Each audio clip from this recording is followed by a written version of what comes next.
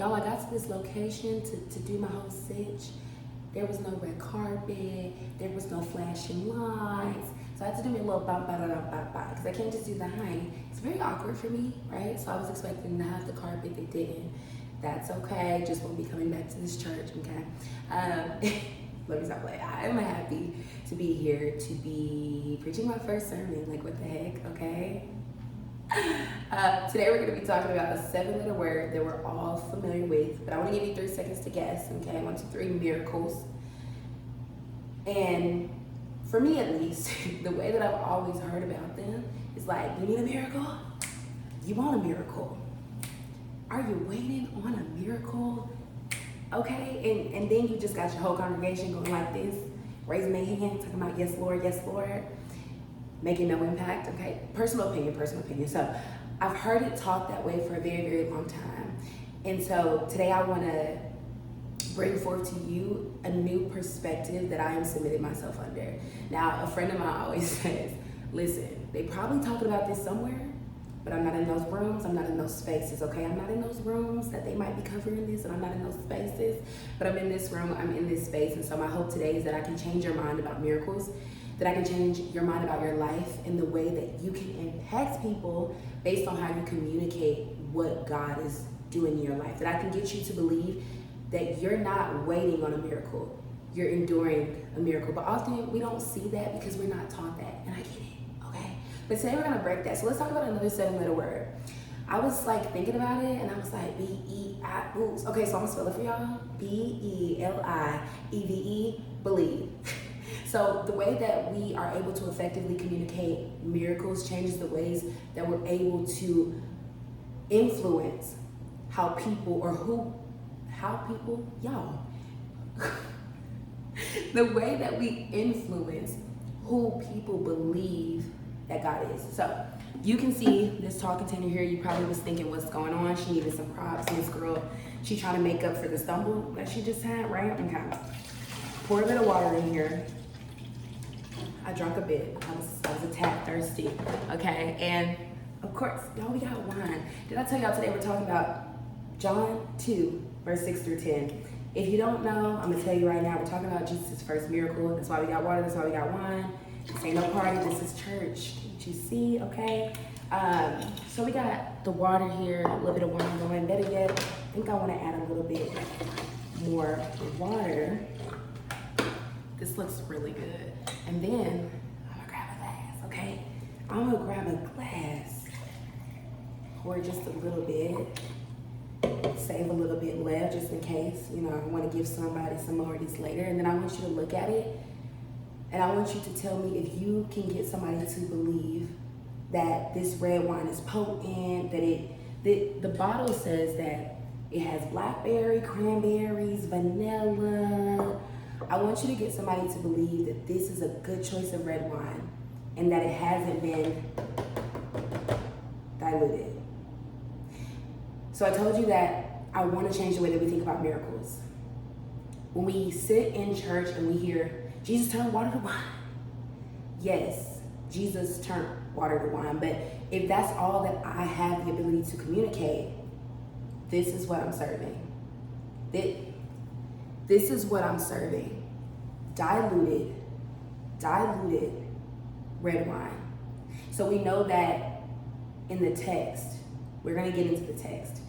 So I'm jumping a bit ahead, but we know that at the Last Supper, Jesus takes a glass of wine and he says, drink of this in remembrance of me because it's a representation of his blood. This ain't what blood look like, y'all. And so, again, I hope to be able to change the way that you think about miracles, the way that you think about your life, and the way that you're able to impact people with your testimony and what you share. So we're gonna hop into the text and then we're gonna get practical. We're gonna get practical, okay? I'm not gonna leave y'all hot and dry and just present a little something and be like, all right, man, no. Take what I said and y'all just head on out. Okay, so John 2, verse 6 through 10. It says, nearby stood 6 stone water jars, the kind used by Jews for ceremonial washing, each holding 20 to 30 gallons. Jesus said to the servants, fill the jars with water. So they filled them to the brim. Then he told them, now draw some out and take it to the master of the banquet. They did so, and the master of the banquet tasted the water that had been turned to wine. He did not realize where it had come from, though the servants who had drawn the water knew. Then he called the bridegroom aside and he said, everyone brings out the choice wine first and then the cheaper wine after the guests have had too much to drink. But you've saved the best till now. I want to make just a quick case in point. Verse 9 says, and the master of the banquet tasted the water that had been turned to wine. I just read 6, 7, 8, 9, 10, 5 verses that explain the totality of a miracle, a completed work. But so often, we tell verse 9 and that's it. Water was turned to wine. Water was turned, pack it up. Water was turned to wine. Here you go, have your diluted drink. But with the climate of what's going on in the world, and even where we're not thinking outside of our homes with what's going on in our own lives, selling this story is not gonna cut it. At first, I'm gonna be honest, I was very timid to come with this stance of like, okay, you got a new house? That's not enough. Tell me more. You got a new car? That's not enough. Tell me more. And I was like, I'm not gonna say that like publicly. I'm just gonna be kind of like cut and dry with the people in my life because they get me and they're not gonna take it the wrong way. But it would be irresponsible of me to dilute my language and leave myself and others in a position to continue to say, here you go, have some. And so it's not to get rid of the reality that you got that house, you got that car, you got that healing, but tell me more, because there are people who don't believe in God. There are people who are dibbling and dabbling in other things, okay? And those things seem more tangible to them. So the nerve of us to take away that aspect of God, that we have the ability to communicate through miracles, to change someone's perspective, to change what someone believes about who God is, about who Jesus is. So let's get into the practicality, right? Because I don't want to be a person that comes and acknowledges this deficiency, but I'm also storing away nutrition, right? I'm not gonna show you a diluted version of a miracle or the telling of a miracle and not actually talk about how can we do that? What can we change to change the nature of our language when it concerns this topic? So we're gonna go kind of bar for bar. I don't know why I closed up the iPad, y'all. We gonna go bar for bar, verse for verse as we kind of chat about. And so there's a verse, not a verse, y'all. There's a quote that I like by Charles Spurgeon, and he says, all our Lord's miracles were intended to be parables. And I got to thinking, and I was like, we think that that parables have often stopped at Jesus because often we believe that the goodness only exists within God. We don't believe that when God said, I've created this thing and it was good. I made humans and they were good. And so we operate from a limited level of authority. Here you go. That's all I need to do, girl. Go find the goodness. No, I have the ability to speak. So we're gonna get into 3 points. We're gonna go over lack of contentment. We're gonna go over comparison, and we're gonna go over conditions. Each one we're gonna align with some verses. Pow, pow, pow. I'm gonna be out of here, okay. So the first one is lack of contentment.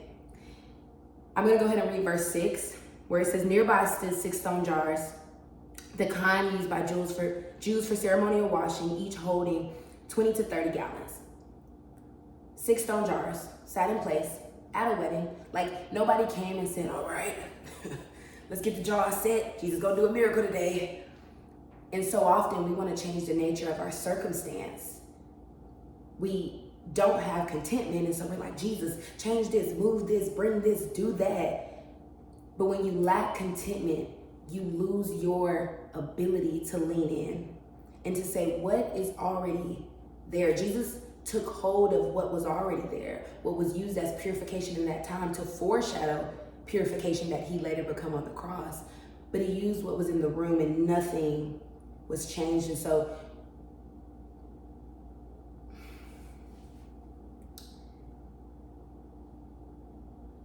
I'm in my points, right? Like I'm I'm in my points and I want to bang them out. But when we talk about lack of contentment, I want to pause to say that, like, I get it. Like, life is hard.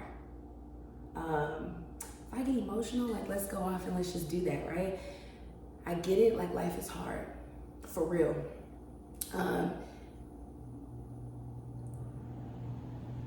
But if that circumstance changed in the way that you desired, you would only find yourself in the same place.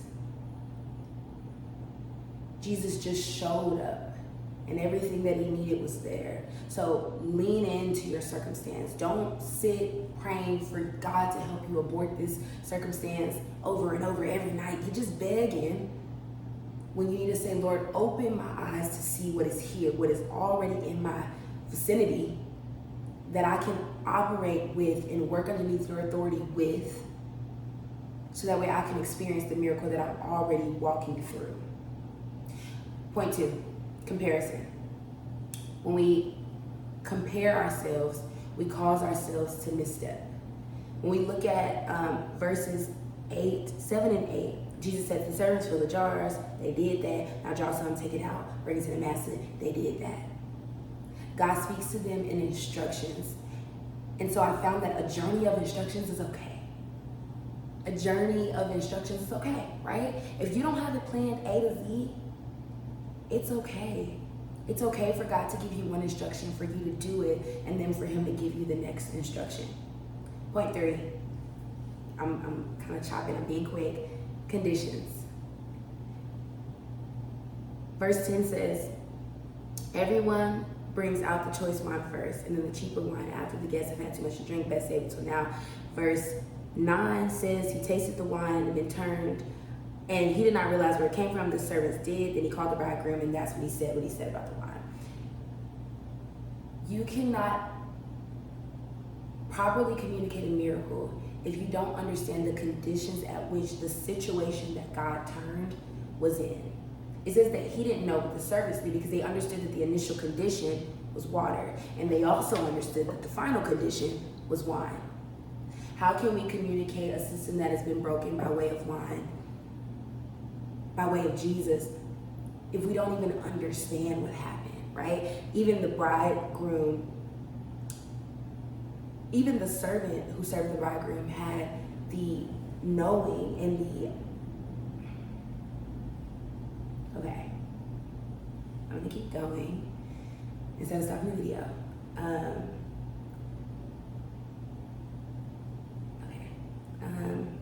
Even the servant,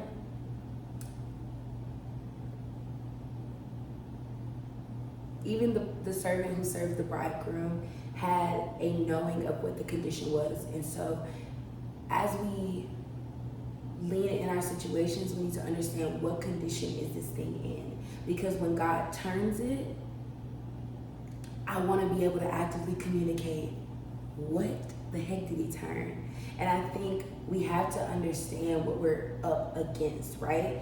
People are dibbling and dabbling into witchcraft, right? It's very attractive because it seems like it's yielding a stronger result. And I'm not saying that we need to compete with witchcraft. I'm saying that we need to contend with it, right? We miss the opportunity to contend merely because of our language. Because people who push witchcraft, they have a language that is tasteful, that says, come in, we can help you, we can do it for you, we got it. And if we would take the responsibility to say, let me change my language. Let me realize that my language would change if I find myself to be content. So I lean in and I say, God, what's here? What's here? If you're not gonna move me, tell me what's here. So then I can stop comparing myself and say, cool, give me my one step. Because I understand that the way that my process looks is only a foreshadowing to what I'm gonna do. Like Jesus, go back and watch the Bible study, okay?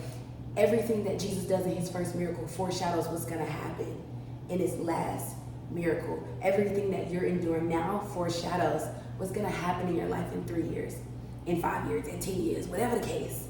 But you will never understand that if you don't lean in, knowing the conditions of your circumstance. How did God change it? Don't just tell me God changed it. Don't just tell someone that you're trying to manage. God turned it, girl. He turned it, girl. Okay. Okay, that's it? That's all you can say? Right? Because the reality is that I'm gonna walk away from you and then I'm gonna go talk to somebody who got psychic sitting in their thing, who's gonna be able to say a little bit more to entice me, because I'm in a place where I'm actually lost and I'm actually looking for answers, and I came and I said, Lord, lead me to the like. I'm not saying that somebody's faith is on your back, but I'm saying that the same way that these servants are the ones who filled the jars is the same way that God wants you to participate in what he's doing. So I'm gonna share a quick personal story and then we're gonna get out of here, y'all. Okay, I know church has been long.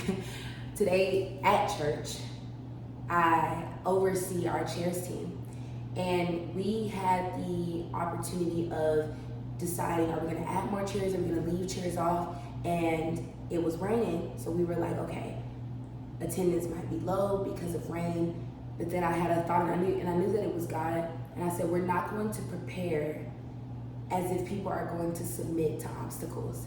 And so we put out every single chair the same amount that we put out this previous Sunday. I go to a mobile church, okay, so we gotta set the chairs up every week. And people filled the chairs, every section. And my heart wondered, did I make the right decision making a call of faith? God, was I like, and God reassured my heart, I will go into the details. I was walking through the front of the church and I was like, Lord, did I make the right decision? Like, should I have, like, and I'm thinking about the word faith. I'm talking about that with God. And I bumped into someone who I saw earlier and I was like, girl, you look good. Oh my God, what's your name? And she said, Faith. And in that moment, God gave me comfort to say, you may, and this was before I saw that everyone had showed up and filled that room. God said, you're good. And I watched as people came. And the more that I came to the back of the sanctuary, I watched as people came, and I teared up at the sight of what had happened, but at the process of a miracle that had been done. That started at the moment that we got up and showed up at church this morning before there was any chairs on the floor. That turned into, hey, it's raining, an obstacle, a circumstance that didn't change. But we leaned in, right? We didn't say, well, we're not content with this rain, so we're just not no, we didn't say, here, so if y'all show, we decided to serve people. We decided to serve people, and we said, no, we're gonna believe that people are not gonna submit to circumstance, and they're gonna show up, and they're gonna take that. They're not gonna compare, oh, but they over there in California, it ain't raining. No, they're gonna take their step from God. They're gonna get their umbrella, right? That God has provided to be provision in that circumstance. They're gonna show up. I understood the conditions that were going on to know that when everybody showed up and filled that room, that it was God. And so, closing. I know you're probably not supposed to say closing before you close. I was very nervous doing this, not sure if I'm gonna like re-record it, but I kinda also wanna keep it in this raw space, because something about the vulnerability, and I know it's a little bit longer than it's supposed to be, but the vulnerability of me pausing and saying like, hey, I'm not gonna stop for the 6th, 7th time. I'm not gonna re-record. I'm gonna pause, I'm gonna breathe, and I'm gonna keep moving. And that's what I found that miracles are.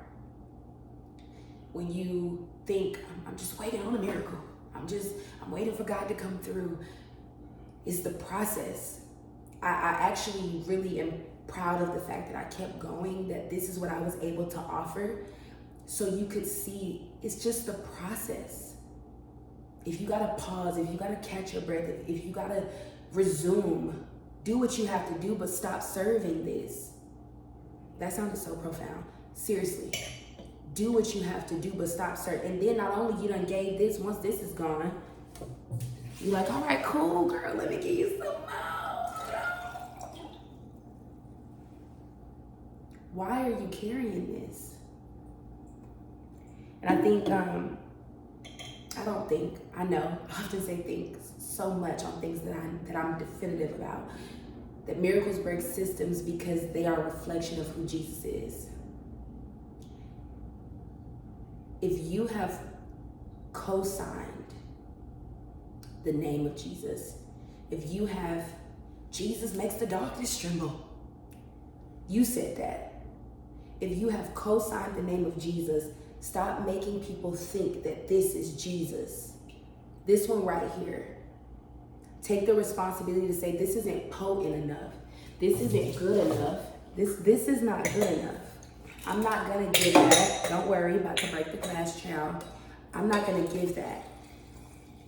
I'm not gonna do that. I'm not gonna do that, because this is Jesus. This is potency. This is depth. This is what Jesus is. I'm not gonna do this anymore. I'm not gonna communicate miracles in a way that shows that I haven't even leaned into my own life. I said that my initial goal, I wanted you to think about miracles differently.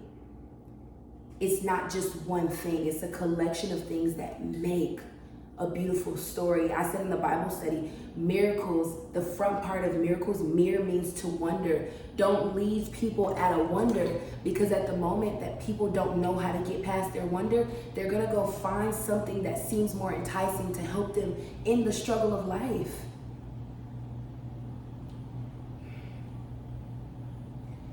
The second thing I wanted you to do is I wanted you to see your life differently. You will never be able to communicate a potent story about Jesus, about what Jesus has done. Don't just tell me he healed you. What happened while you waited, right? Waited for that. What happened while you endured your healing, not while you were just chilling, I'm vibing, the Lord gonna come one day. What happened while you were enduring? And if you can't tell me, that's okay, but go find out. Go find out. Go lean in, go search, go get something about yourself other than 6 words, because there's more to your life than that. And I get it. Life gets hard and we think that the goodness is not there and it's not happening, so we don't lean in, but you don't have much to communicate. And again, someone else's faith is not on your back. Someone else's faith is not on your back. But your faith is. When you don't actively understand the art of miracles, you don't just rob people of the ability to be impacted by who you are. You rob yourself of seeing what God is really doing, of seeing that beauty is all around your circumstance. Did you know that Jesus' first miracle happened at a wedding? The jars were already there, the circumstance wasn't changed, and it happened at a wedding, the entity that God uses to show how Christ loved the church, one of the most beautiful things that God has created. So, I went over my time. I'm okay with that. I honestly am. I know I wasn't supposed to, but lean in, because this isn't good enough.